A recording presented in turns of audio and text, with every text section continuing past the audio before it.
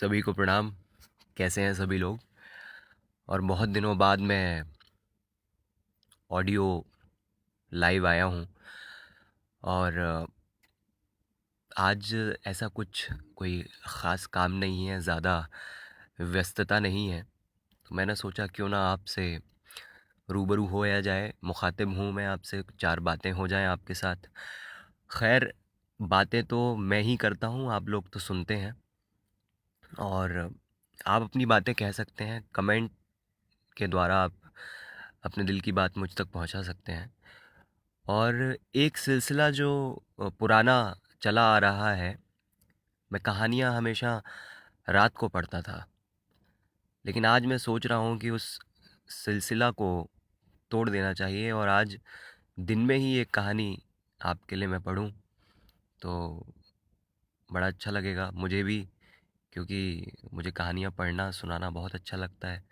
और आप जैसी जब ऑडियंस साथ होती है तो और भी आनंद आता है। तो आज एक मन में ख़्याल आ रहा था कि अभी कुछ दिनों पहले ही बहुत से लोगों ने फादर्स डे पर कुछ ना कुछ पोस्ट किया, अपने पूज्य पिताजी को याद किया, उनके साथ तस्वीरें साझा की। लेकिन एक दूसरी तरफ हम मन के किसी कोने में कोई बात दबा लेते हैं जो अक्सर बड़े लोगों से छिपा लेते हैं। एक अजीब सी बात होती है वो, जिसे हम कह नहीं पाते। अक्सर हमारे जो बड़े होते हैं वे हमसे नहीं कहते हैं, छिपा लेते हैं, अपने दर्द को बयां नहीं कर पाते। तो आज की जो एक छोटी सी मैं कहानी पढ़ रहा हूँ, आलोक श्रीवास्तव जी की लिखी हुई है। और बाबूजी के ऊपर उन्होंने कुछ लिखा है जिसका नाम है तृप्ति। घर की बुनियादें दीवारें बामों दर थे बाबूजी, सबको बांधे रखने वाला खास हुनर थे बाबूजी। कभी बड़ा सा हाथ खर्च थे, कभी हथेली की सूजन, मेरे मन का आधा साहस आधा डर थे बाबूजी। तो चलिए शुरू करते हैं आज की कहानी तृप्ति। प्रिय चिरंजीव, आयुष्मान भव। पितृपक्ष में अपने लिए तुम्हें श्रद्धा पूर्वक तर्पण अर्पण करते देखा, बहुत सुख मिला। वो सुख जो तुम्हारे जन्म के समय मिला था, तुम्हारी नर्म मुलायम हथेलियों के स्पर्श से पुलकित हुआ था। वो सुख जो पहली बार तुम्हें पैया पैया चलते देखकर आंखों से छलका था, जो तुम्हें अपने पैरों पर खड़ा होते देख गौरव में बदला था। वो सुख जो तुम्हारी व्यस्तता बढ़ने के साथ साथ घटता गया था। वही सुख तुम्हें यूं तर्पण अर्पण करते देख हमारे हृदय में फिर से पांव पसार गया है। हम तो अब एक शून्य में अटके हुए हैं और तुम जीवन कथाएं लिख रहे हो। यदि समय मिले तो हमारी इस व्याकुलता का उत्तर भी लिखना कि क्यों हम जैसे माता पिता को मरणोपरांत ही मिलता है वो आदर समर्पण जिसके हम जीते जी अधिकारी थे। क्यों उम्र के अंतिम सोपान पर हम एकाकी हो जाते हैं, किसी आश्रम, देवालय या घर के किसी किनारे कमरे में सिमट जाते हैं, अपने ही समय में बीते हुए समय सा हो जाते हैं। हमने जीवन में अनगिनत प्रसंग बनाए, फिर भी अपना अप्रासंगिक होना भोगा है। हालांकि किसी ने हमारे दर्द को शब्द दिए तो किसी ने अपनी संवेदना। जाती हुई धूप संध्या की सेक रही है मां, अपना अप्रासंगिक होना देख रही है मां। प्रश्न कई घुमड़े हैं मन में, कुछ बौने हैं और कुछ विकराल।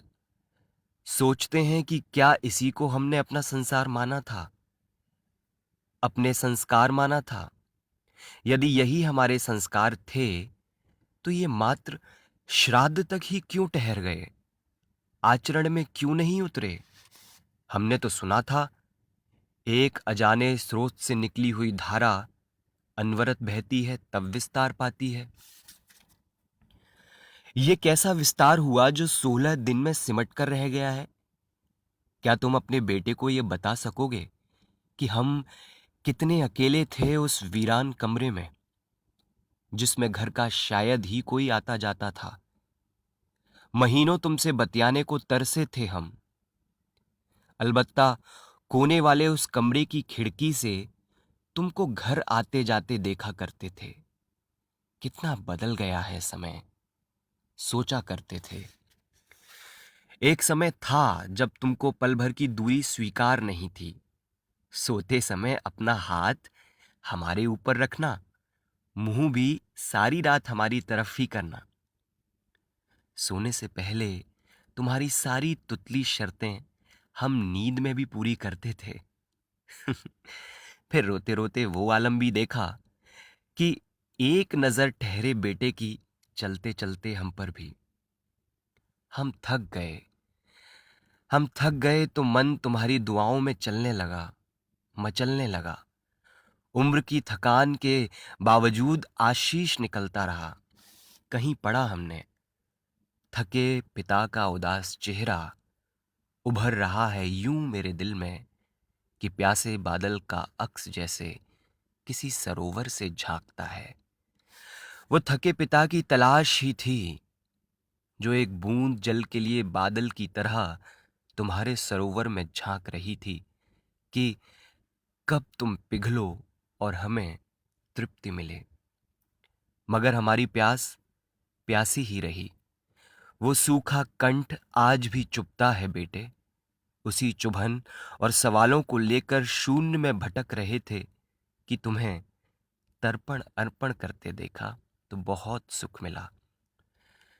जिस श्रद्धा और समर्पण को हम तरस रहे थे, उसी प्रेम के सारे बादल झरझर करके बरस रहे थे।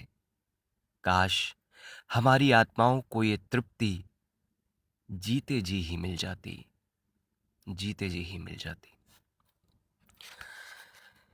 एक पिता की संवेदनाओं को बहुत ही अच्छे माध्यम से अपनी लेखनी में उतारा है आलोक श्रीवास्तव जी ने। और ये बाबूजी के बारे में आलोक जी कौन बनेगा करोड़पति में जब गए थे, तो अ, श्री अमिताभ बच्चन ने भी उनकी ये चंद पंक्तियाँ वहाँ पढ़ी थी। और वाकई में हमें सोचना चाहिए कि जीते जी हम अपने माँ बाप के लिए क्या कर रहे हैं। क्या वे हर सुख सुकून के हकदार नहीं हैं जो उन्होंने हमें दिया? हमें उन्हें देना चाहिए उनका अधिकार, जिसके वो अधिकारी हैं। मरने के बाद तो बस यादें ही रह जाती हैं। आप सभी का बहुत बहुत शुक्रिया, मेरे साथ इतनी देर जुड़े रहे। और आज बहुत ही खुशी की बात है कि रोहिताश गौर सर हमारे साथ जुड़े हुए सुन रहे थे। सर बहुत बहुत धन्यवाद, आपने अपना कीमती समय निकाल कर मुझे सुना। और आप सभी का बेहद शुक्रिया।